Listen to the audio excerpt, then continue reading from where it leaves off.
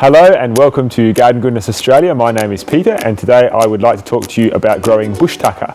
So this is one of the workshops I'll be doing for KeySeb, and you can actually book me to come to your school or kindergarten or community group through KeySeb if you like.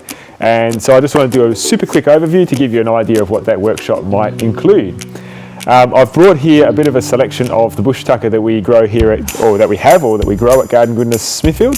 Two of these we've grown ourselves, and if you look for the green pots, they're the ones that we grow here in store. So we have here a bush cherry, which is a kind of syzygium, and we have native celery, which is actually really tasty. Use the same as you would use celery in your other dishes. Slightly more bitter, but it actually grows in really bad soil like clay and sand, so it's a good one to use into your garden. I've also got native leek, and I have an absolute favourite, which is lemon myrtle, which is a magnificent tree, also used for flavourings and things like that in dishes. When you're organising your bush tucker garden, generally remember that most of these plants grow like other native varieties do. So quite average soil is fine for your garden. You don't need to do huge amounts of soil improvement, so not a lot of stress is involved with that. I do suggest though that you use some gypsum to soften up the soil and make it a little bit easier to plant the plant into. At the same time, you want to make sure that you're using a good slow release native fertiliser to help them get established, and seaweed is a great option as well. So that's the first part of that equation.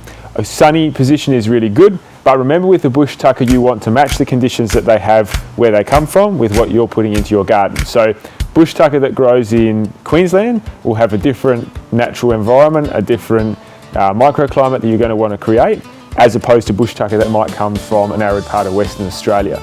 So have a good look at where they come from, look at that natural environment, and once you've had a look at that, it'll give you the right information on what soil environment, what climate, what moisture level you need to use for your plant. So as a simple example, this sea celery here comes from the Adelaide Plains. It's what we call an indigenous plant, so it's native to the local area right here in Adelaide. So you can plant that straight into your garden in most cases. Awful clay soil, it'll thrive beautifully.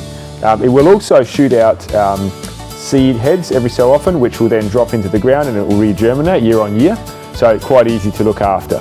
Something like a bigger tree like this one might need a little bit more preparation to make sure it can thrive as well. You might like to use a stake like this one has got here to support it, so you might need to put a bit more care into that.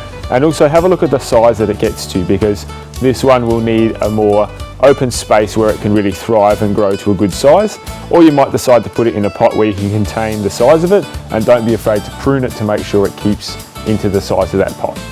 So there's a few little tips and tricks for getting started with your bush tucker garden.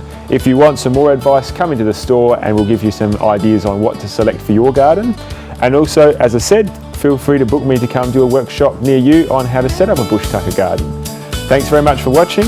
Have a marvellous day and happy gardening.